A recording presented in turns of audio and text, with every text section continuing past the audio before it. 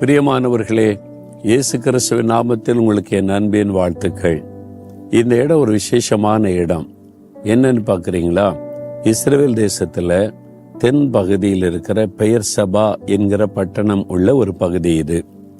அதாவது நீங்கள் வேதத்தில் வாசிக்கும் போது இஸ்ரவேல் தேசத்தினுடைய வடக்கு எல்லை தான் என்கிற இடம், தெற்கு எல்லை பெயர்சபா அந்த பட்டணம் இருக்கிற இடம், தெற்கு மாவட்டத்தில் இருக்கிற ஒரு பட்டணம் இது. இந்த பெயர்சபா ரொம்ப முக்கியமான பட்டணம். ஏன் தெரியுமா? ஆதியாகமம் 21, 22 அதிகாரங்களை வாசித்தால் ஆபிரகாம், கர்த்தரால் அழைக்கப்பட்ட ஆபிரகாம் இந்த பெயர்சபாவில் ரொம்ப நாள் குடியிருந்தார்.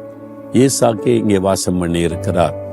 இந்த பெயர்சபாவில் ஒரு பெரிய தோட்டத்தை உண்டாக்கி இந்த இடத்துல கர்த்தரை ஆபிரகாம் தொழுது கொண்டார் என்று வேதம் சொல்லுகிறது. இங்குதான் ஈசாக்கு பிறந்தார்.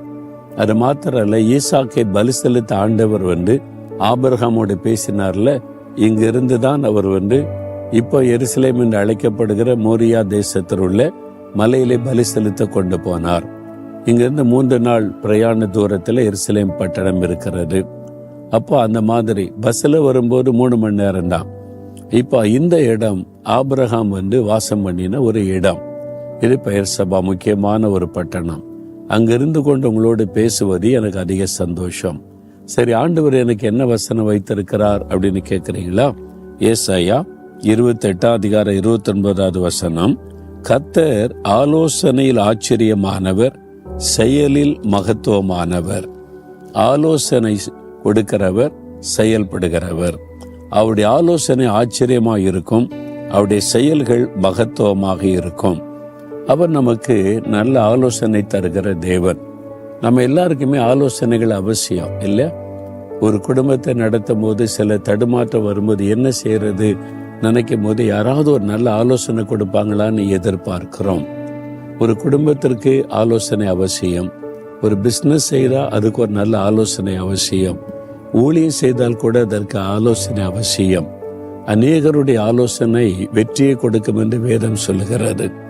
அப்போ சிலர் தவறான ஆலோசனை கொடுத்துருவாங்க. அது நம்முடைய வாழ்க்கை முழுவதையும் பாதித்து விடும்.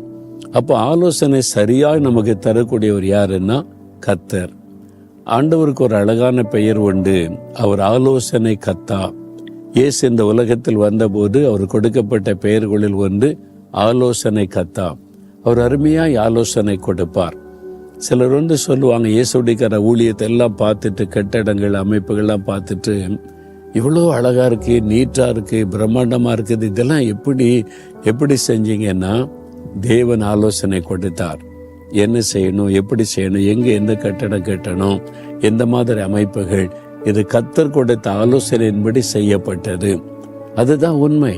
அவர் ஆலோசனை கொடுத்த ஊழியத்தில் நடத்தி கொண்டு இருக்கிறதுனாலதான் நாங்கள் ஊழியத்தில் வெற்றிகளை பார்க்க முடிகிறது.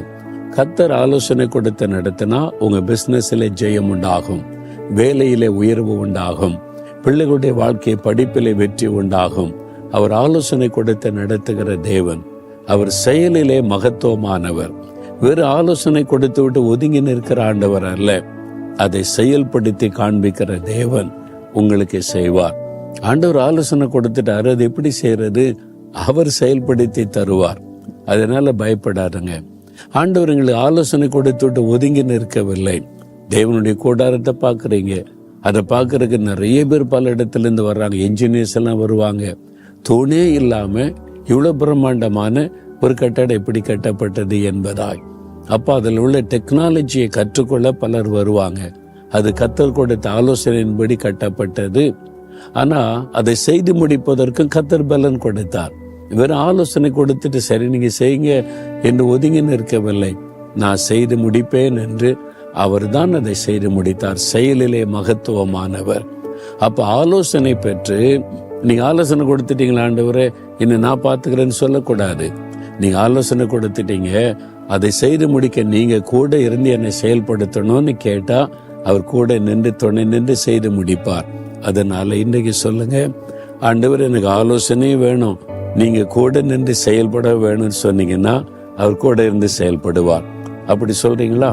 ஆண்டவரே, நீர் ஆலோசனையில் ஆச்சரியமானவர், உங்களுடைய ஆலோசனை எனக்கு வேணும், ஆனால் நீர் கூட இருந்து அதை செயல்படுத்தணும் அப்படின்னு இந்த மகள் ஜெபிக்கிறாங்க, இந்த மகன் ஜெபிக்கிறாங்க. இன்றைக்கே அவர்களுக்கு சரியான ஆலோசனை தாரும். அந்த காரியத்தை செய்து முடிக்க கிருபை தாரும். இன்றைக்கு அவன் அற்புதங்களை காணட்டும்.